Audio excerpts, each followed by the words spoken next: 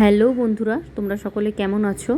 আশা করছি তোমরা খুব ভালো আছো। তো এই কদিন আমি তোমাদেরকে ঠিকমতো ভিডিও দিতে পারিনি, তাই আজকে একটা নিত্য নতুন রেসিপি নিয়ে তোমাদের সামনে হাজির হয়ে গেছি। আমি আজকে চিকেন কাটলেট বানিয়ে তোমাদেরকে দেখাচ্ছি। তো দেখো, আজকে না চিকেন কাটলেটটা আমি বানাচ্ছি না, আজকে বানিয়েছে আমার বর মশাই। তো প্রথমে দেখো, চিকেন কিমার মধ্যে দিয়ে দিল পেঁয়াজ কুচি, আদা রসুন লঙ্কা বাটা, এরপরে দিয়ে দিচ্ছে একটু গোলমরিচের গুঁড়ো, আর এখানে দিয়ে দিচ্ছি সামান্য পরিমাণ গরম মশলার গুঁড়ো, আর লবণ দিয়ে দিচ্ছি স্বাদ মতো, আর দিয়ে দিচ্ছে ধনেপাতা কুচি। এইবার সব কিছুকে একটু ভালো করে মেখে নেব, সাথে একটু মেয়োনিজও দিয়ে দেবো আমি।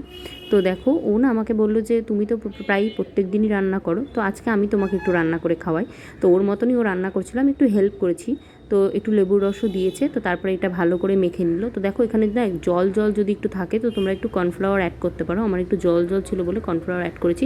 তো ওটা ম্যারিনেট করে রেখে দিয়েছিল প্রায় 2 ঘন্টা মতো। তারপর হাতে তেল মাখিয়ে এইভাবে একটু কাটলেটের শেপ করে নিয়ে, ফার্স্টে দেখো হবে না, কিন্তু কাটলেটের শেপটা একটু মানে জলটা বেশি থাকার জন্য এরকম হয়েছিল। তো ভয়ের কিছু নেই, বিস্কুটের গুঁড়োয় কোট করলে কিন্তু জিনিসটা খুব সুন্দর হয়ে যায়। তো বিস্কুটের গুঁড়োয় প্রথমে কোট করে তারপরে দেখো ডিমের কোটিং করতে হবে, তারপরে আবারও ডবল কোটিং করতে হবে বিস্কুটের গুঁড়োয়। তো এইখানে তারপর কাটলেটের মতন একটা শেপ দিতে হবে। তো এগুলো দেখো একদম পারফেক্টলি রেডি হয়ে গেছে ভাজার জন্য। এইবার তেলটাকে না গরম করে মিডিয়াম টু লো হিটে এটাকে ভাজতে হবে। তো আমি বললাম, চলো তুমি যখন এতটা করলে তখন আমি ভেজে দেখিয়ে দিই, অন্তত ভাজাটা আমাকে করতে দাও। বললো ঠিক আছে, তুমি ভাজো, বাট বাকিগুলো কিন্তু আমি ভাজবো, একটা তুমি ভাজতেই পারো। তো আমি একটাই ভেজেছি, বাকিগুলো কিন্তু সেই ভেজেছে। আর তোমাদেরকে কি বলবো, খেতে কিন্তু এটা অসাধারণ হয়েছিল, একদম দোকানের মতো।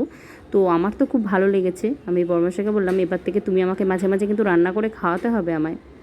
তো বললো ঠিক আছে, চলো রান্না করে তো খাওয়াতেই পারি। তো দেখো, আমি চিকেন কাটলেটটা কিন্তু খুবই সুন্দর হয়েছিল। আর দেখেছো কীরকম ফুলে ফুলে উঠেছে চিকেন কাটলেটগুলো।